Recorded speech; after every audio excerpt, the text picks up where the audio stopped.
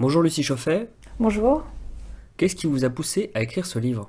Alors en fait, moi j'ai toujours été bien dans le moule de la société, c'est-à-dire que j'ai toujours voulu faire bien par rapport aux valeurs que la société m'inculquait. Donc que ce soit via l'école, via les médias, j'ai un peu grandi avec une idée, une philosophie qui me disait que pour être heureux dans la vie, il fallait bien travailler à l'école, avoir de bons diplômes, pour avoir un bon métier et plus tard gagner beaucoup d'argent et vivre confortablement. Donc le bonheur était un peu un bonheur matérialiste, mais c'est un peu comme ça que je l'ai toujours perçu. Et je pense que beaucoup de monde ont cette philosophie bien ancrée aussi en eux. Donc, donc c'est ce que j'ai fait. J'ai toujours bien travaillé à l'école. J'ai eu un diplôme, j'ai eu un métier. Donc j'ai fait un bac+2, j'ai eu un DUT en biologie. Et donc j'ai travaillé pendant 2 ans. Et puis un jour j'ai été maman. Et en fait, à partir de ce moment-là, tout a été bouleversé dans ma vie. J'avais plus trop envie d'aller au travail. Ce que je voulais avant tout, c'était m'occuper de mon fils. Et en fait, mon travail m'handicapait pour bien passer du temps avec mon fils, être présente auprès de lui, etc. Donc j'ai songé à arrêter pour m'occuper de lui, mais j'avais une espèce de pression à l'intérieur de moi qui me disait voilà, tu peux pas t'arrêter de travailler, c'est rétrograde, tu peux pas être esclave de ton enfant, tu peux pas dépendre de ton mari, enfin toutes les idées issues du féminisme qui sont dans toutes les petites filles, je pense, depuis un certain temps.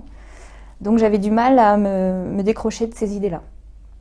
Puis je me disais, bon, si j'arrête de travailler, c'est vrai que notre niveau de vie va baisser et ce ne sera pas forcément bien pour mon fils. Donc vaut mieux gagner beaucoup d'argent pour rendre heureux un enfant que peut-être une maman à la maison qui prend soin de lui. Donc ça, c'était les idées que j'avais en tête. Donc je me disais, bon, on fera plus de voyages, je lui ferai plus de cadeaux et voilà, je compenserai comme ça. Donc ça, c'était quelque chose qui restait en moi.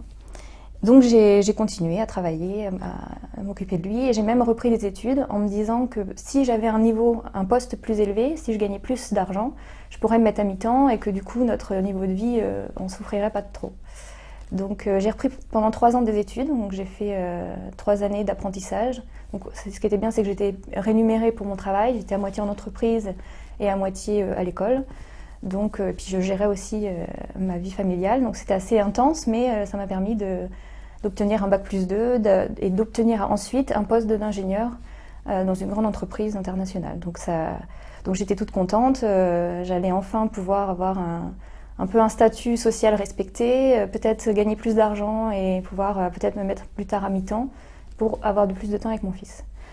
Mais ce que j'avais un peu oublié, c'est que quand on est cadre et quand on a des horaires des horaires de cadre, ça n'existe pas, c'est un peu sans fin, c'est un peu illimité. Donc voilà, je passais énormément de temps au travail et je voyais encore moins mon fils qu'auparavant.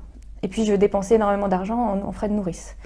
Donc au final, je me suis dit, mais qu'est-ce que je fais? Quel est ce monde dans lequel on vit? Pourquoi je ne peux pas juste m'occuper de mon fils et en être fière, et me sentir bien dans ce rôle-là?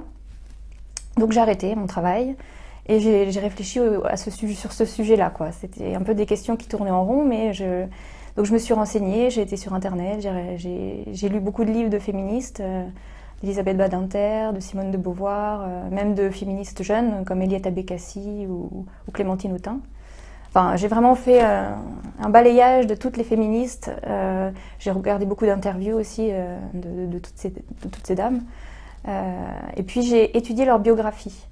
Et je me suis rendu compte de beaucoup de paradoxes, beaucoup d'absurdités. Et j'ai vraiment pris conscience que c'était une imposture. Donc, d'où le titre du livre. J'ai voulu aussi, par ce livre, décomplexer les mères au foyer qui se sentent pas bien reconnues socialement et qui pensent justement elles aussi que le fait d'être mère au foyer, ça prouve leur manque d'intellect. Et voilà, donc j'ai voulu dire, moi j'ai fait des beaux diplômes et finalement j'ai fait ce choix-là, donc c'est pas parce que...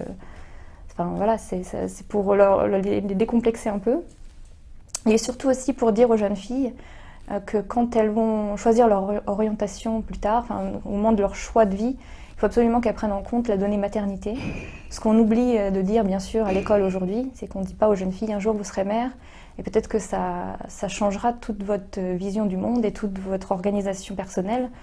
Et peut-être qu'à ce moment-là, votre métier que vous aurez passé énormément de temps à préparer et voilà, vous aurez passé énormément de temps d'études, peut-être qu'à ce moment-là, ce métier-là vous handicapera. D'ailleurs, Clémentine Autain le dit. Elle n'arrive pas à l'expliquer, mais elle dit ouais, je me sens pas bien. On est soit trop au travail, soit trop avec les enfants, et une espèce de cercle vicieux de culpabilité sans fin. Et on n'est jamais bien. Enfin, pas vu par la société, on n'est jamais bien. Et en fait, je m'en suis rendu compte de ça aussi via les différents questionnaires que j'ai pu, parce que j'ai fait pas mal d'interviews de femmes. Donc je leur ai fait un questionnaire et elles ont répondu. Donc j'ai pas voulu les influencer, donc je leur ai pas fait une interview orale, parce qu'on a toujours tendance à acquiescer ou à faire ou à dire qu'on n'est pas content, enfin à faire un peu une mine déconfite quand des choses nous plaisent pas. Donc j'ai voulu vraiment leur laisser tout le loisir d'exprimer ce qu'elles avaient envie de dire. Donc je leur ai juste envoyé un questionnaire et elles ont rempli. Et j'ai rien touché à ce qu'elles ont pu dire. Tout est à la fin du livre. Et je reprends quelques passages pour étayer ce que je dis. Et c'est vrai que c'est quelque chose que je me suis rendu compte dans leur réponse, c'est qu'elles se sentent jamais vraiment bien. Alors celles qui n'ont pas d'enfants rêvent d'en avoir, mais elles se disent quand même, je pourrais pas, ça va être compliqué avec mon travail. Et puis celles qui travaillent beaucoup sont frustrées de ne pas avoir leurs enfants. Enfin, puis les mères au foyer se disent, bah oui, mais moi je travaille pas, ça se trouve c'est tout un univers que je rate. Donc voilà, c'est une espèce de cercle vicieux sans fin. Et est-ce qu'il y a aussi le fait que lorsque l'on a fait des études, on tente de se prouver à soi-même qu'on est intelligent? Oui, voilà, c'est ça. Et d'ailleurs, moi, je suis beaucoup plus sereine maintenant en disant je suis femme au foyer, avec mon background, quoi, avec mes diplômes, mon poste d'ingénieur. Je sais que je vaux quelque chose, et du coup, je suis plus sereine dans mes choix, et puis je peux le justifier.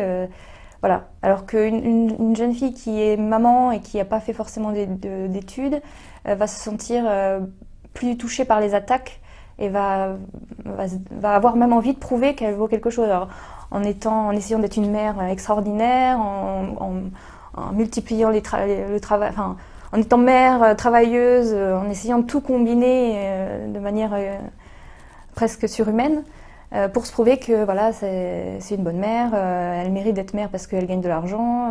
Voilà, les diplômes rassurent en fait, parce que c'est pas, vu que la position de mère au foyer est très mal vue socialement, au moins le fait d'avoir des diplômes ou d'avoir eu un poste élevé, ça